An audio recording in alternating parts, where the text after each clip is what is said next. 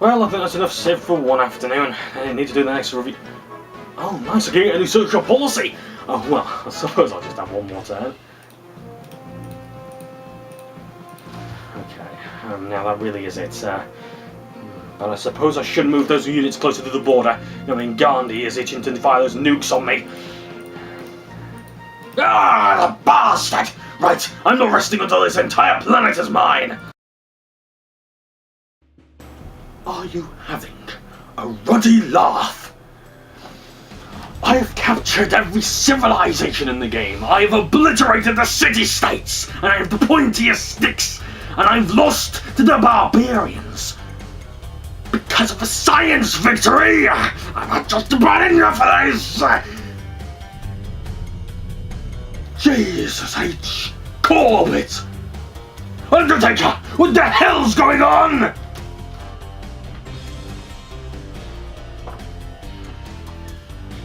Oh.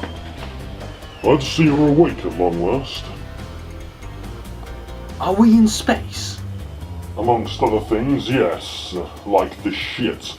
Look, I'll explain it all when we make planetfall, okay? I'm just hoping that you can help make this new planet compliant. I can do that.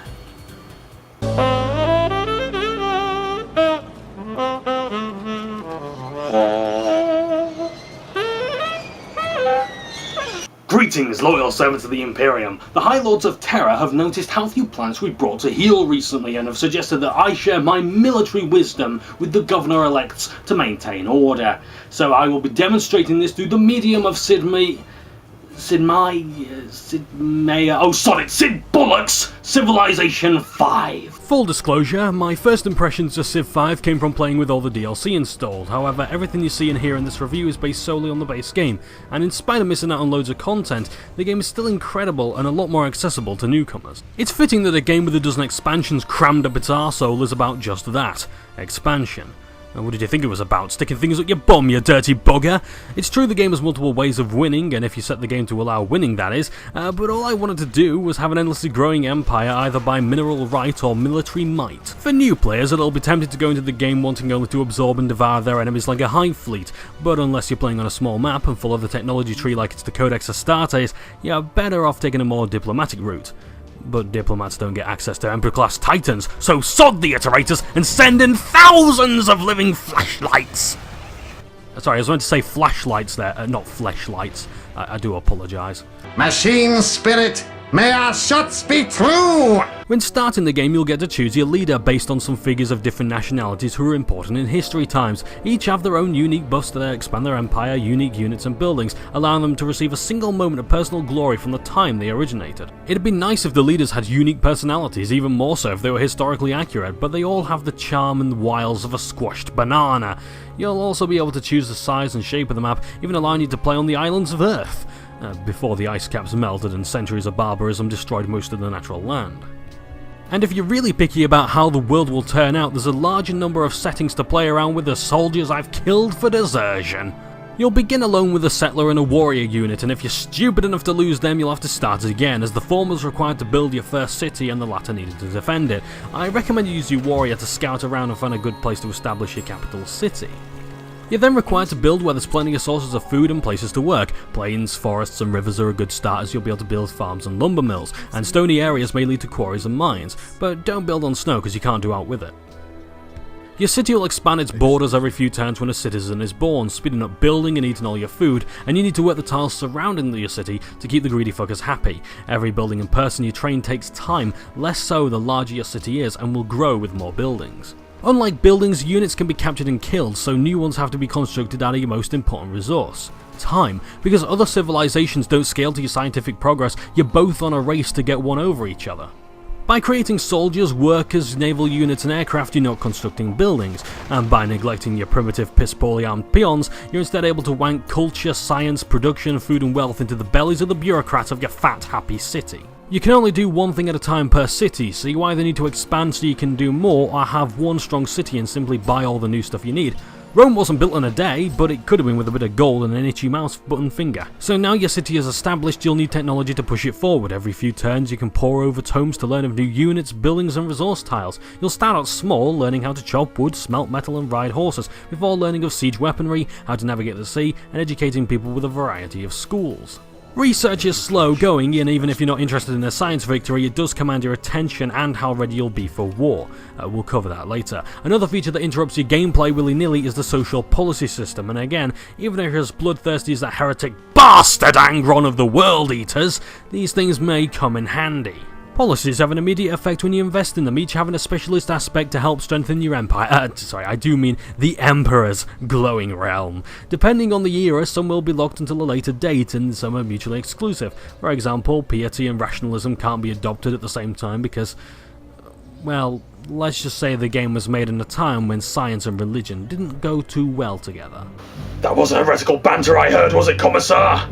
Of course not, Mortis. We all know that the God Emperor of mankind is the only true God, and that the Cult Imperialis and Adeptus Mechanicus can work together for the betterment of humanity! These talent trees offer boost to a city's growth, military strength, trade and naval exploration, as well as the general happiness of your people. You can adopt a new social policy when you've amassed enough culture from buildings and certain actions, with the requirements increasing per policy adopted. The Imperium has lost most of its culture and desire for art ever since the Emperor's Children chapter of Astarte started shitting all over said art. Quite literally dropping their ceramite breeches, pooping into their hands, and smearing it all over a canvas, mixing blood and other bodily fluids to create these surreal images of music that turn the Primarch Fulgrim insane. Therefore, the Emperor's Children were declared heretics, which I think is a bit unfair, and now we're no longer allowed any kind of literature, music, or other forms of art. Oh, bother. By adopting 5 policies and completing them, you can begin building the Utopia project, and the first to do this will win a cultural victory, just like the Emperor of Mankind has.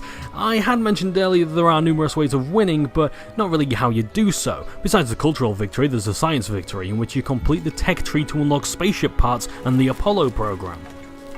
When you've put your space hulk together, prayed to the Omnissiah and thrown some incense on it or whatever, you launch it into orbit. The game makes it seem like you can only have one or the other, but in the 43rd millennium, this is the thing what we've gone and done already. You also have the diplomatic victory, which is never triggered in the history of Civ 5 ever. In theory, you win this by getting the most votes in the United Nations, and whoever has this unique building gets an additional vote. In the expansion Brave New World, it's replaced by the World Congress, which happens whether you like it or not, and you most certainly won't if you're an unpopular leader. The most common victory for people who like to dabble in all sorts, or just like to have fun, is the time victory. If no other victory conditions are met by the year 2050, the player with the highest score wins. And I always bloody lose even if I've got most of the conditions to win! But there's one more kind of victory to be had. It costs blood, sweat, tears, and no small amount of chainswords to earn. The domination victory is what a soldier lives for. Just like the Damocles Gulf Crusades. The Brimlock 19th Dragoons! All declared traitors! The Tau told them all that the commissars had died, but I was still alive! Did they strike me? Oh, I still managed to take that planet that those vaginal-faced CNOs had given to us by force! I can still see the bodies. I can still hear the screams! The wounded birds! The single dead! The awful pain! The crimson red!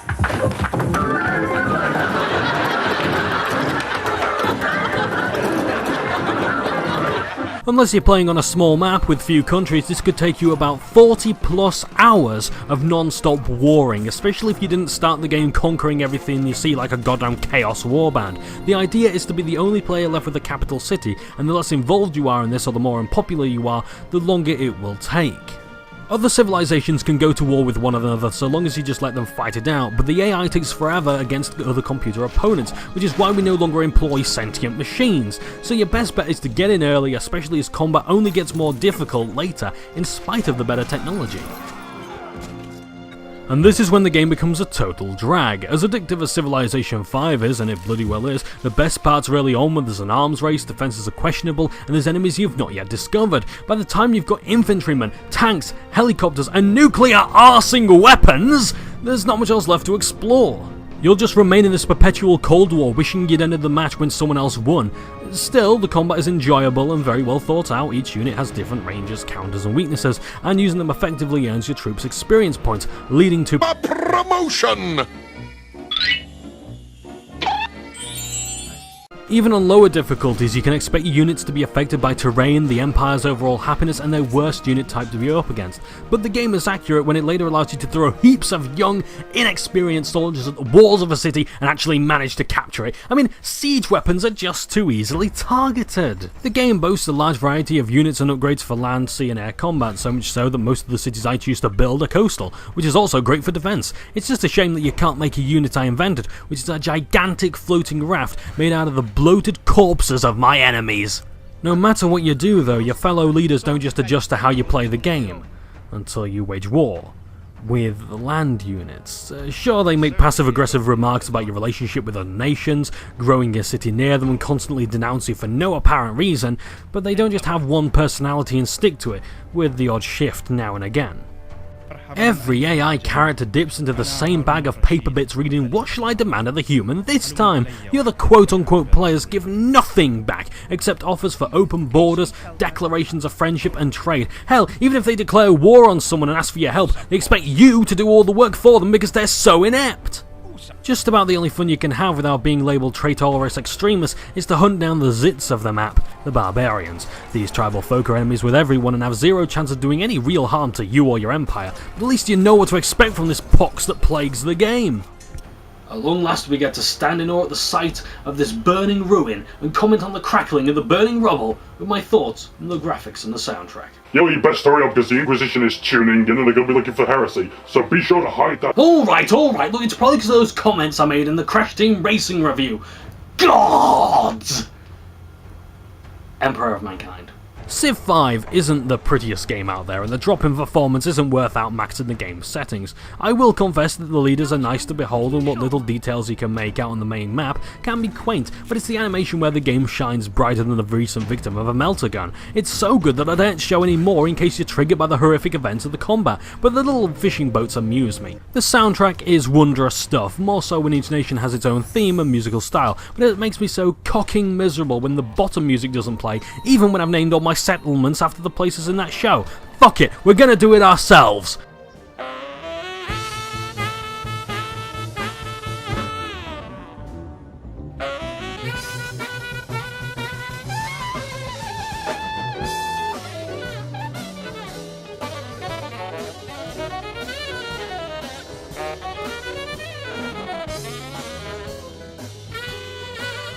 That's enough of that. My foreign advisor suggests that I terminate this broadcast, but not before giving you my final thoughts. Commissar, the Inquisition would like a word. It'll have to wait. Wait! Sid Inimini Makarakarerai Dominaka Shikabobadiku Operon Pumpusha's Civilization 5 is second to none with how it makes you feel like a Lord Governor, with tons of responsibility and new challenges to face on each turn. Only this is actually fun. The game is well polished, bursting with content, and you're actively encouraged to try all of the features. It's to the point where the game over screen became a mere pop-up ad as I continued past turn 500 in the same playthroughs. Plus, with the millions and millions of settings there are to customize your campaign, the replay value is staggering, and this is all without the additional content. Civ 5 is only made better with the DLC, but don't get that or the base game without it being part of the complete edition, which is on a 2K publisher sale all the stupid arse-anusing time! For 20 teeth, it is absolutely worth it, but why not wait and save more? So, do I recommend it? Of course I bloody do! I mean, look at all my cities! The capital of my empire is Hammersmith! Until the next time, I'm Commissar Johnbonne of the Adeptus Video Garments, the number one source for number 2 games, and I would see you in the next broadcast. To Commissar, we've got a problem. What's up? And shut down the broadcast! The Ordo Malleus is on its way to destroy the ship. After they've seen your sword, they're convinced that you have other artifacts of Slanesh, including that shirt I told you not to wear when we're live! You're just jealous because you don't get as much attention from the guard when we get home as me when I'm in this fabulous t-shirt. Besides, the tailors of the Officio Assassinorum haven't done you any favours in those drab garments. Wait a minute, you're still an Inquisitor, aren't you? Therefore you could kill me and spare the ship. I won't let such a good crew go to waste! You don't know the Ordo Malleus like I do. They're not willing to take the time to see if the taint has spread, they'd rather bombard us from the current distance. Right, so what do we do now? You're the boss. I mean, I've never known you to run away from a fight. I mean, you did run away from the Greasy Gamer Show. No, that was different. We'll stick to the plot. It's the last episode with this character. Shall I put her in defensive or evasive maneuvers? Offensive. Considering we're all going to die in spectacular fashion regardless of what we do, we might as well put up a good show. As much as I hate to say it. Arm the cannons. We won't be fast enough to ram the enemy and then use firepower. As you wish. Mortis, I'm sorry I got you into this mess. Turning on your chums must be pretty hard. And if it's any help, you can keep me in the bollocks. I need you to keep the troops happy in our final hour, so there'll be no testicle popping until we're out of this mess. Until? Yeah, go on, sod the Inquisition, sod the Emperor, go on, sod off, get to soldering, you blasphemous brass bellend! The Imperium, just a bunch of corpse-cradling cock-rockers. I denounce your god Emperor, the Adeptus Mechanicus. It will be independent.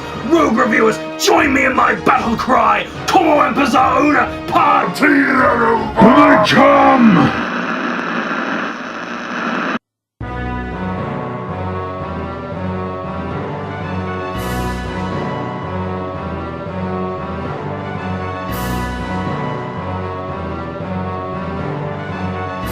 That's enough of that.